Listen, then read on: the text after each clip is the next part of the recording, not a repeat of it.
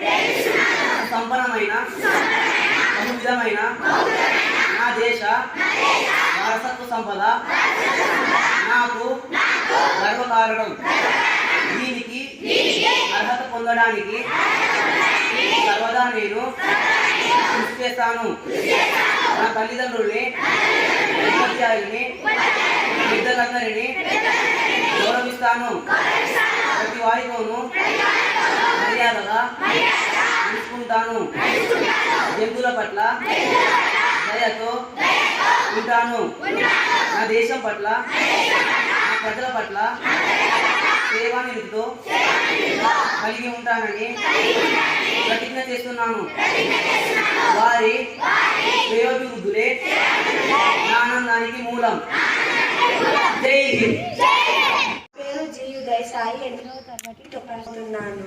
అంతర్రాష్ట్రీయ సమాచారం. అంతర్జాతీయ సమాచారం. భారతీయ సంతతికి చెందిన రాజాచారిని అమెరికా వైమానిక దళంలో బ్రిగేడియర్గా ఎంపిక చేసిన జో బైడెన్. జాతీయ సమాచారం. బహుభాషలపై ప్రధాని మోడీని ప్రశ్నించిన తెలంగాణ విద్యార్థి అక్షర. భాషలు నేర్చుకోనందుకు అర్హత అవసరం లేదన్న మోడీ. తర్వాత నా మిత్రురాలు రాష్ట్రీయ మరియు క్రీడా వార్తలు కొనసాగిస్తుంది. ధన్యవాదములు. నా పేరు అందరికీ నమస్కారం. నా పేరు జి దీక్షా సాగర్, 8వ తరగతి టొపాస్ నుండి వచ్చాము. నేటి రాష్ట్రీయ మరియు క్రీడా సమాచారం చెప్పబోతున్నాను. రాష్ట్రీయ సమాచారం. తొలితరం ప్రఖ్యాత సినిమా నటి వెండితెర సత్యభామగా పేరు పొందిన శ్రీమతి జమున గారు కనుమతి. క్రీడా సమాచారం.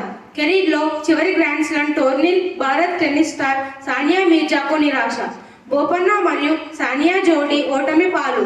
ధన్యవాదములు. నా మిత్రురాలు హర్షిత వాతావరణ విశేషాలు కొనసాగిస్తుంది. నా పేరు హర్షిత, 8వ తరగతి టొపాస్ నుండి వచ్చాను. ఈరోజు వాతావరణ విశేషాలు చెప్పబోతున్నాను. వాతావరణ విశేషాలు. కనిష్ట ఉష్ణోగ్రత 17 డిగ్రీస్ సెంటీగ్రేడ్, గరిష్ట ఉష్ణోగ్రత 33 డిగ్రీస్ సెంటీగ్రేడ్. ధన్యవాదాలు. నా మిత్రుడు వేణుగోపాల్ సూక్తిని కొనసాగిస్తాడు. పేరు వేణుగోపాల్, 8వ తరగతి టొపాస్ నుండి వచ్చాడు. నేటి సూక్తి. గొప్పవారిని చూస్తూ ఉంటే మన జీవితంలో మార్పులు జరగవు, మనం నేర్చుకుంటేనే మన జీవితంలో మార్పులు వస్తాయి. నేను మళ్ళీ చెప్తున్నాను. గొప్పవారిని చూస్తూ ఉంటే మన జీవితంలో మార్పులు జరగవు, మనం నేర్చుకుంటేనే మన జీవితంలో గొప్ప గొప్ప మార్పులు వస్తాయి. ధన్యవాదములు. నా మిత్రులు జానపద గేయాల గురించి వివరిస్తారు. ధన్యవాదములు. నేను 8వ తరగతి చదువుతున్నాను. నా పేరు వెన్నెల, నేను 8వ తరగతి చదువుతున్నాను. జానపద గేయాల గురించి మీకు తెలియజేయబోతున్నాను. స్నేహితులారా, తెలుగు సబ్జెక్టులు అనగానే మీ అందరికీ ఏమి గుర్తుకు వస్తుంది? కథలు, పద్యాలు, కవితలు, సందులు, ఛందస్సు, వ్యాకరణం. అవును, మీరు చెప్పినది నిజమే. అయితే తెలుగు అంటే ఇంతేనా? అంతేకాదు. మరి ఇంకేమిటి అంటే కవులు, నాటకాలు, నవలలు, గేయాలు, పాటలు, ఆటలు, ఇంకెన్నో. వీటిలో ముఖ్యంగా మనం రోజు నిద్ర లేచిన నుండి తిరిగి నిద్రపోయే వరకు చాలా సందర్భాలలో పాటలు పాడుతుంటాం. మరి ఈ పాటలన్నిటికీ మూలం ఏమిటో మీకు తెలుసా? వీటి అన్నింటికీ మూలం జానపద గేయాలు. జానపద గేయాలు అంటే పల్లెటూర్లలో పనిచేసుకుంటూ ఆ కష్టం తెలియకుండా వారు పాడుకునే పాటలు అని అర్థం. సాధారణంగా జానపద గేయాలను కవులు రాయరు, కానీ మన తెలుగులో కొంతమంది ప్రజల సామాన్య భాషలో రాసిన గేయాలు జానపద గేయాలతో కలిసిపోయాయి.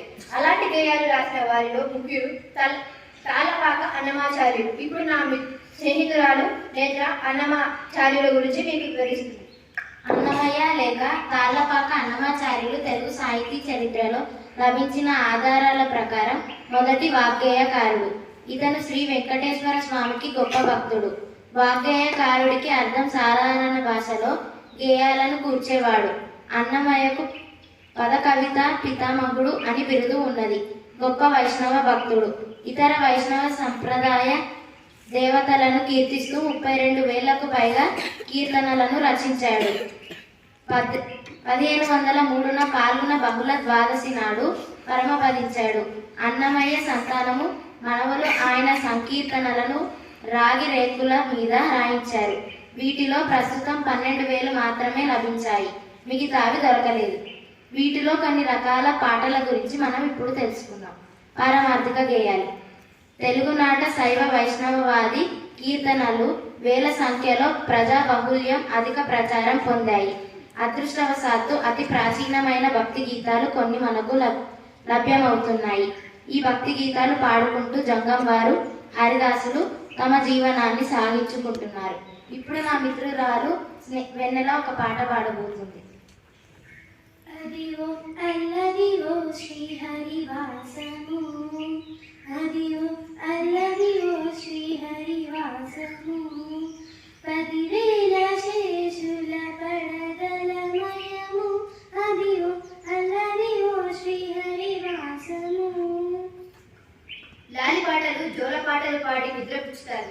తల్లి తన కుమారుణ్ణి రాముడిగాను కృష్ణుడిగాను, తన కుమార్తెను సీతనుగానో రుక్మిణిగానో గౌరిగానో తలుచుకొని ఈ పాటలు పాడుతూ ఆనంద తన్మయత్వం చెందుతుంది. నిద్రపుచ్చేందుకు రాసినవి జోలపాటలు. ఈ లాలిపాటలు జోలపాటలలోని భావాలు పిల్లలకు అర్థం కావు.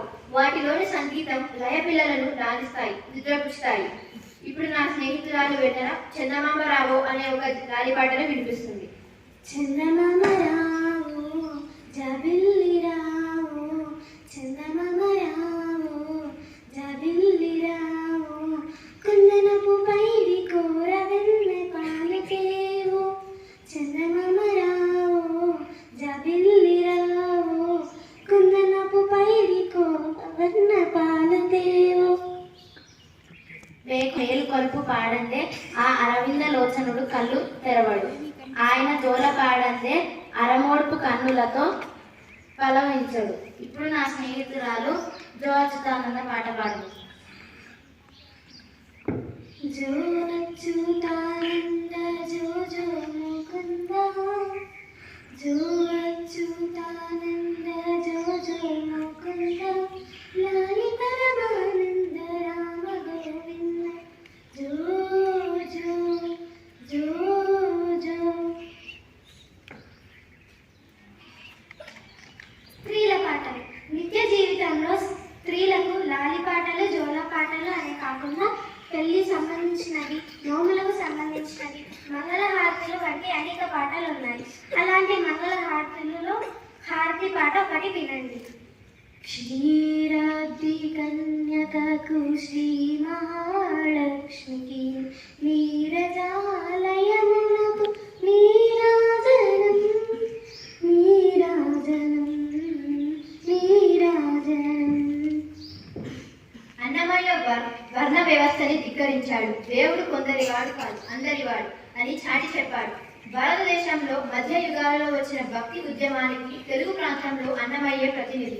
ఆనాడు సమాజంలో ఉన్న దురాచారాలను నిశితంగా గమనించి వాటిపై పోరాటం సాగించిన సంఘ సంస్కర్త ఆయన. అన్నమయ్యలో లోక పరిశీలనా శక్తి మెండు. అందుకే కులం కాదు గుణమే ప్రధానమని పదే పదే చెప్పుకొచ్చారు. ఇప్పుడు నా మిత్రులారు వెన్నెల బ్రహ్మం ఒకటే అనే పాటను మీకు వినిపిస్తుంది.